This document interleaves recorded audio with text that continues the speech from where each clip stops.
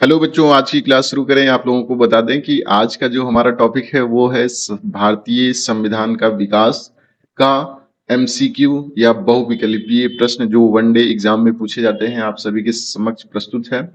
बहुत ही खूबसूरत पीपीटी और आप लोग ध्यान से देखिएगा। इसको पढ़ लेने से आपका जो चैप्टर में पढ़े हैं उसमें किस प्रकार से प्रश्न बनते हैं, इनको सॉल्व कैसे किया जाता है, इन सब चीजों के बारे में सीख जाएंगे। और आप सभी को बार बार रिवीजन जब होगा तो वो चीजें याद हो जाती हैं और आसान हो जाएगा और पूरा चैप्टर आपको कंप्लीट तैयार हो जाएगा। तो चलिए शुरू कर देते हैं हम। जो चैप्टर का नाम हमने पहले ही बता दिया है, संवैधानिक विकास, और एमसीक्यू पीवाईक्यू का क्लास 1 है।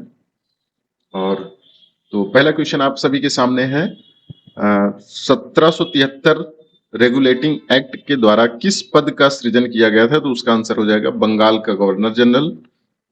और इस क्वेश्चन के बारे में थोड़ा सा और हम डिटेल में बताना चाहें तो भारत का गवर्नर जनरल जो बनाया गया था वो कब बनाया गया था? वो 1833 के एक्ट से बनाया गया था। उस समय लॉर्ड विलियम बेंटिक थे जो कि प्रथम गवर्नर जनरल बने थे भारत के। ध्यान रखना है, भारत का गवर्नर जनरल कब बनता है? 1833 में। बंगाल का गवर्नर जनरल कब बनता है? 1773 में, जो कि वॉरेन हेस्टिंग थे। भारत का वायसराय कब बनता है? 1858 में। 1858 में भारत का प्रथम वायसराय बनाया जाता है जिसका नाम होता है लॉर्ड कैनिंग। और इस प्रकार इस क्वेश्चन का आंसर हो जाएगा बंगाल का गवर्नर जनरल 1773 के रेगुलेटिंग एक्ट के द्वारा बनाया गया था। तो चलिए अगले क्वेश्चन की तरफ बढ़ते हैं। अगला क्वेश्चन जो है, बंगाल का प्रथम गवर्नर जनरल कौन था? तो सामने आंसर है, बहुत ही आसान क्वेश्चन जो कि हम पिछले क्वेश्चन में ही बता दिए थे, वॉरेन हेस्टिंग। कलकत्ता में सर्वोच्च न्यायालय की स्थापना किस अधिनियम के अंतर्गत हुई थी? तो ये भी बहुत प्यारा क्वेश्चन है। 1773 के रेगुलेटिंग एक्ट के द्वारा, आप लोगों को याद आ रहा होगा। और और इसमें एक और चीजें की गई थी, जैसे जो सुप्रीम कोर्ट की स्थापना हुई थी तो उसमें जो मुख्य न्यायाधीश थे उनका नाम क्या था? कुछ याद करिए। उनका नाम था एलिजा एम्पे। और उनके जो अन्य सदस्य थे, अन्य न्यायाधीश थे, उनका नाम क्या था? लिमिस्टर चैम्बर हाइट। 3 नाम बताए थे ना हमने शार्ट में। तो इस प्रकार से इस क्वेश्चन का आंसर हो जाएगा रेगुलेटिंग एक्ट 1773। लेकिन स्थापना कब हुई थी? 1774 में। ध्यान रखना है, 1 साल बाद। उसी का आंसर है ये। आगे, पिट्स इंडिया एक्ट 1784 की प्रमुख विशेषता क्या थी?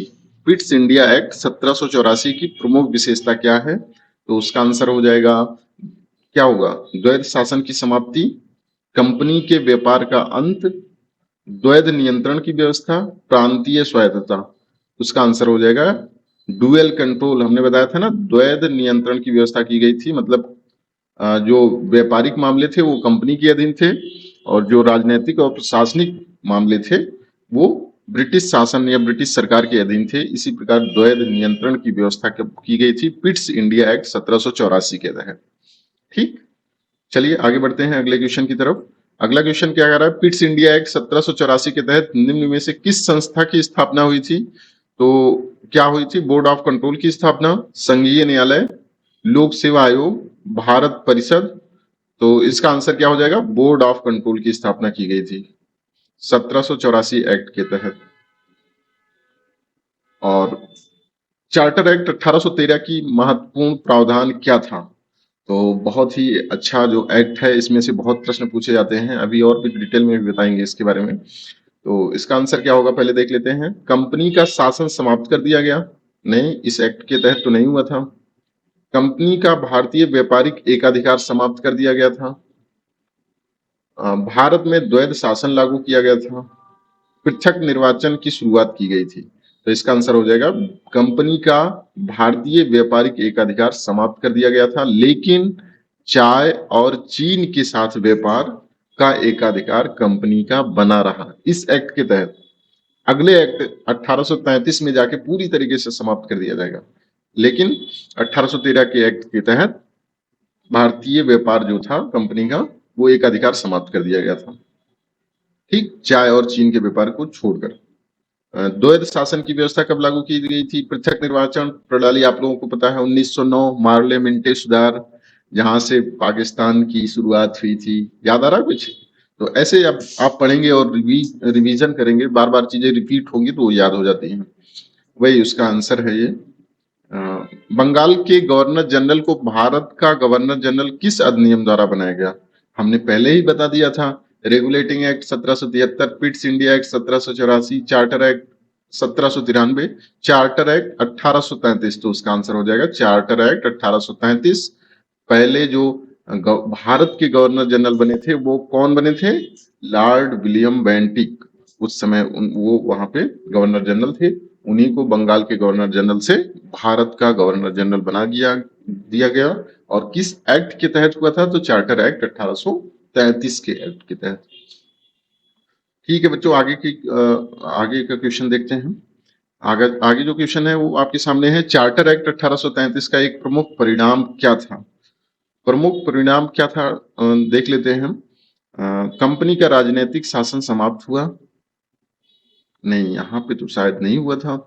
कंपनी का व्यापारिक एकाधिकार पूर्णतया समाप्त हुआ। हो सकता है। पृथक निर्वाचन प्रारंभ हुआ। पृथक निर्वाचन, प्रांतीय स्वायत्तता लागू हुई। तो इसका आंसर आप लोगों को पता है। कंपनी का व्यापारिक एकाधिकार पूर्णतया समाप्त हुआ, जो 1813 के एक्ट से समाप्त हुआ था। चाय और चीन के व्यापार को छोड़कर 1833 में वो पूर्णतः समाप्त हो गया। अर्थात इसका अर्थ क्या हुआ कि और भी कंपनियां जो थी ब्रिटिश सरकार की, वो भी व्यापार कर सकती हैं। एकाधिकार समाप्त हो गया। ठीक, चलिए आगे बढ़ते हैं। आगे जो कहता है चार्टर एक्ट 1853 की क्या प्रमुख विशेषता रही? तो उसका आंसर क्या होगा? द्वैध शासन, पृथक निर्वाचन, विधायी एवं कार्यकारी कार्यों का पृथककरण, प्रांतीय स्वायत्तता।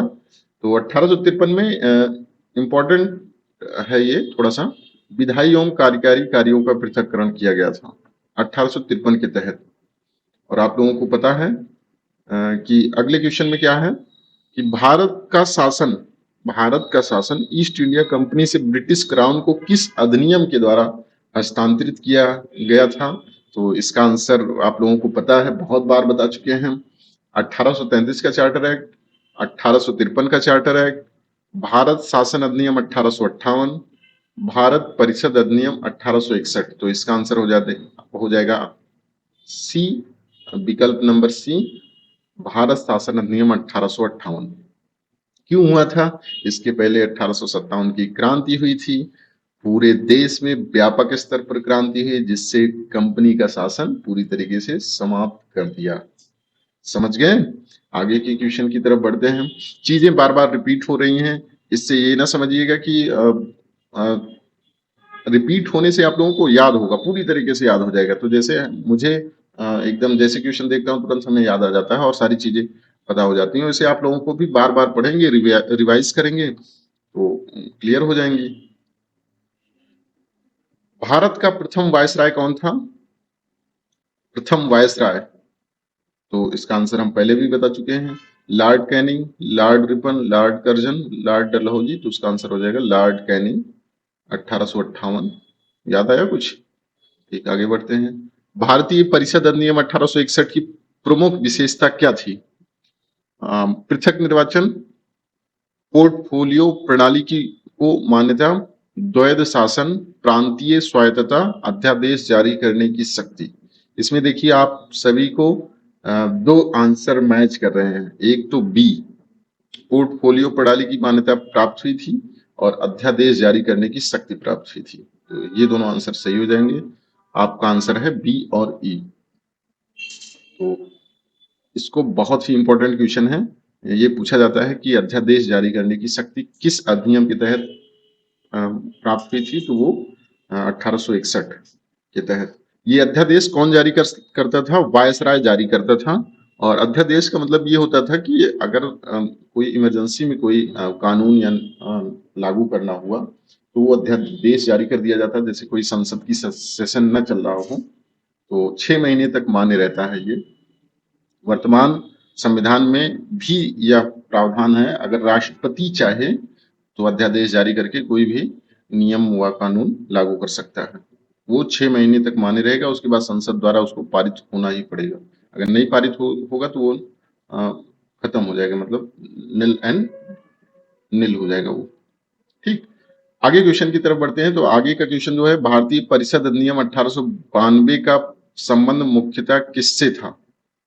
तो 1892 में क्या हुआ था? प्रत्यक्ष निर्वाचन, अप्रत्यक्ष निर्वाचन के सिद्धांत का प्रारंभ, पृथक निर्वाचन, द्वैध शासन।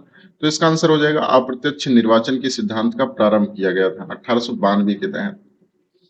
पृथक निर्वाचन प्रणाली भारत में पहली बार किस अधिनियम द्वारा शुरू की गई थी? इसको हम बार बार बता दिए हैं, इसको बार बार बताने की आवश्यकता नहीं, आप लोगों को आंसर पता चल गया होगा।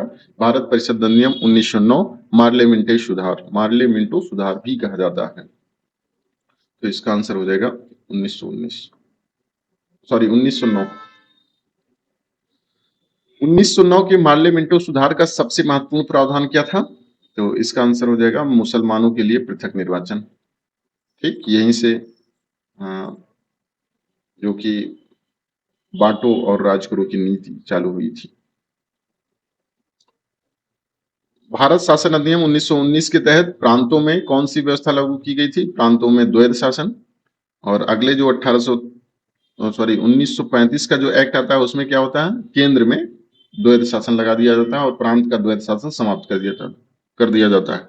द्वैध शासन का मतलब क्या होता है कि जैसे उसमें जो था एक आरक्षित आरक्षित विषय और हस्तांतरित विषय, दो प्रकार के विषय बनाए गए। तो जो हस्तांतरित विषय थे वो जैसे छोटी छोटी चीज, जैसे जन सामान्य से संबंधित शिक्षा, स्वास्थ्य, इन सब चीजों पे रखा गया। जो आरक्षित विषय थे उसमें बहुत सारी अच्छी अच्छी चीज, जैसे पुलिस या भूमि सुधार या राजस्व वसूलने की जो प्रक्रिया थी, ये सब चीजें आरक्षित विषय में रखे गए थे। तो चलिए अगले क्वेश्चन की तरफ बढ़ते हैं। 1919 के अधिनियम में प्रांतीय विषयों को किन दो भागों में बांटा गया था? ये देखिए, आरक्षित और हस्तांतरित पहले ही बता चुके हैं। ठीक, इसका आंसर आप लोगों को पता है। निम्न में से कौन सा 1919 के अधिनियम की विशेषता नहीं है? तो उसका आंसर क्या है? प्रांतों में द्वैध शासन, ये तो था। केंद्र में द्विसदनीय विधानमंडल, ये भी था। प्रांतीय स्वायत्तता, ये नहीं था। प्रत्यक्ष निर्वाचन का विस्तार हुआ था 1919 के एक्ट से, ये भी सही है। तो इसका आंसर हो जाएगा प्रांतीय स्वायत्तता 1919 की विशेषता नहीं है। ठीक, चलिए आगे बढ़ते हैं। भारत शासन अधिनियम 1935 की प्रमुख विशेषता थी। कौन कौन सी विशेषता है? प्रांतीय स्वायत्तता, पृथक निर्वाचन की समाप्ति, पूर्ण स्वतंत्रता, वयस्क मताधिकार। तो प्रांतीय स्वायत्तता थी, आप लोगों को पता है। और 1935 के अधिनियम की प्रमुख विशेषताओं में प्रोविंशियल ऑटोनॉमी शामिल थी।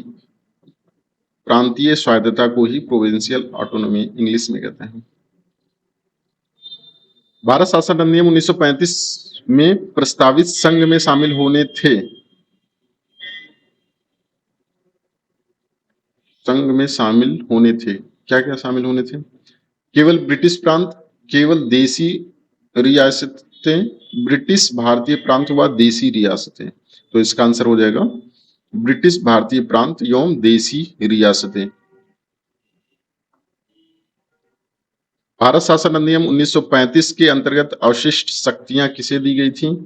तो जाहिर सी बात गवर्नर जनरल को ही दी जाएंगी।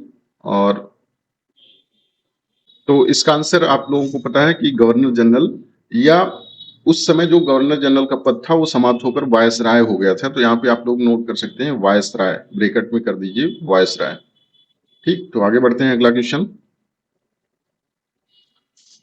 भारत शासन अधिनियम 1935 के संबंध में निम्नलिखित कौन सा कथन सही है?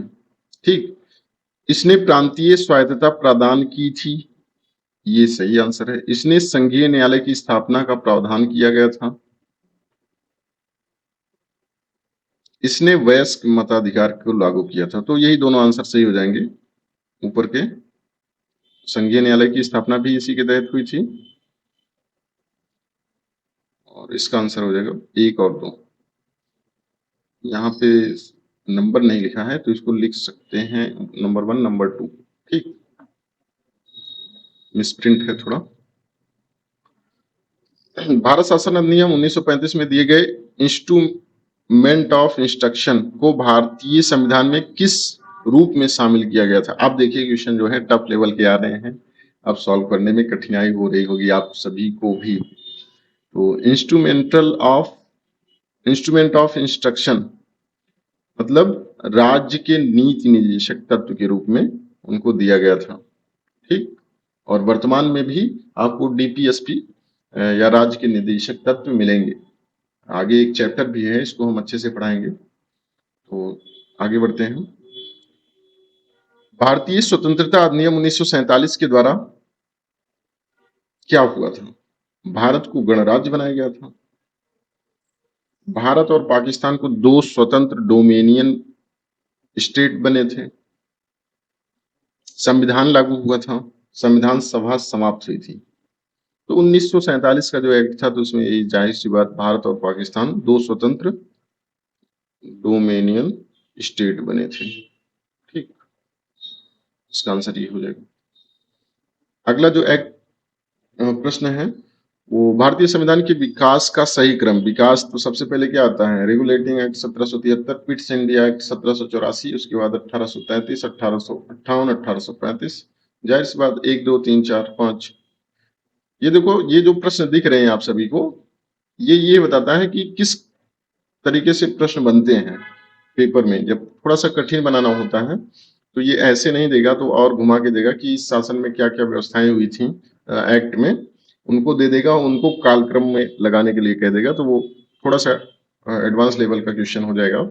लेकिन आप लोग अभी शुरुआत में हैं तो ऐसे प्रश्न करना सीखिए, फिर आगे जो बनेंगे वो कठिन प्रश्न बनेंगे तो उसको सॉल्व करिएगा। 1919 के अधिनियम में निम्न में से कौन सा विषय रिजर्व थे? 1919 में हमने बताया था ना कि रिजर्व और हस्तांतरित। ठीक, तो न्याय प्रशासन रिजर्व तो लग रहा है, क्योंकि ये थोड़ा सा ऐसा चीज है कि जो सेंट्राइड मतलब केंद्रीयकृत शक्ति के रूप में कहा जा सकता है। न्याय प्रशासन। स्थानीय स्वशासन नहीं, ये तो लग रहा है कि हस्तांतरित में रहे होंगे ना, क्योंकि स्थानीय स्वशासन मतलब कि पंचायती राज जैसी व्यवस्था। भू राजस्व मतलब कि राजस्व की बात हो गई तो जाहिर सी बात सेंट्रल गवर्नमेंट की बात होगी। पुलिस भी सेंट्रल। तो 1 3 4 आंसर हो जाएगा। हाँ 1 3 4, 1 3 4 सी में आंसर है। आपके नीचे आंसर भी दिया है। तो क्या चाहते हैं आप लोग, जो नीचे आंसर दिया रहता है उसको हटा दें कि रहने दें? अगली क्लास में आप लोग इस कमेंट बॉक्स में आप कमेंट कर दीजिएगा। तो अगर आप लोगों को ये लास्ट में जो उत्तर दिया है इसको अगर हटाने की बात करेंगे तो हटा देंगे। ठीक, भारत शासन अधिनियम 1935 के संदर्भ में क्या सही है? क्या है? नंबर 1 क्या कहता है? इसने ब्रिटिश भारतीय प्रांतों और देशी रियासतों के संघ पर आधारित अखिल भारतीय संघ का प्रावधान किया गया। तो ये आंसर तो सही लग रहा। रक्षा एवं विदेश मामले संघीय विधानमंडल के नियंत्रण में रखे गए। नहीं, ऐसा तो नहीं था। तो इसका आंसर हो जाएगा केवल एक ये आंसर। ठीक, थोड़ा सा कठिन प्रश्न है, लेकिन आप लोग देख लीजिए कि प्रश्न जब कठिन बनते हैं तो कैसे बनते हैं। निम्न में से किस अधिनियम ने भारत में केंद्रीय स्तर पर द्विसदनीय विधानमंडल की शुरुआत की? केंद्रीय स्तर पर द्विसदनीय विधानमंडल, तो इसका आंसर आ जाएगा 1935। प्रांतों में द्वैत शासन समाप्त करके केंद्र में द्वैत शासन की शुरुआत की गई थी। ठीक, अधिनियम और विशेषता, इसको मिलान करना है। निम्नलिखित में कौन सा युग्म सही सुमेलित है? तो 1773 में क्या हुआ था? बंगाल का गवर्नर जनरल बनाया गया था, ये सही आंसर है। 1784 बोर्ड ऑफ कंट्रोल, ये भी सही है, बोर्ड ऑफ कंट्रोल की स्थापना की गई थी। 1909 पृथक निर्वाचन की व्यवस्था शुरू की गई थी। 1919 प्रांतीय द्वैध शासन की शुरुआत की गई थी। तो सभी आंसर मैच कर रहे हैं, तो इसका आंसर हो जाएगा 1, 2, 3, 4 सभी युग्म सही सुमेलित हैं। भारतीय संविधान के निर्माण में निम्न में से किस अधिनियम का प्रभाव सबसे अधिक माना जाता है?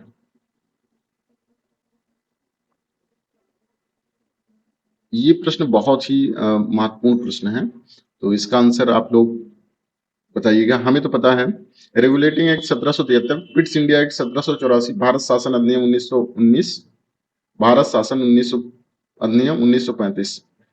ये जो आंसर है, हम जब पढ़ा रहे थे 1935 का एक्ट, तो बता भी रहे थे कि भारतीय संविधान के निर्माण में सबसे अधिक प्रभाव जो पड़ा था वो 1935 के एक्ट का पड़ा था।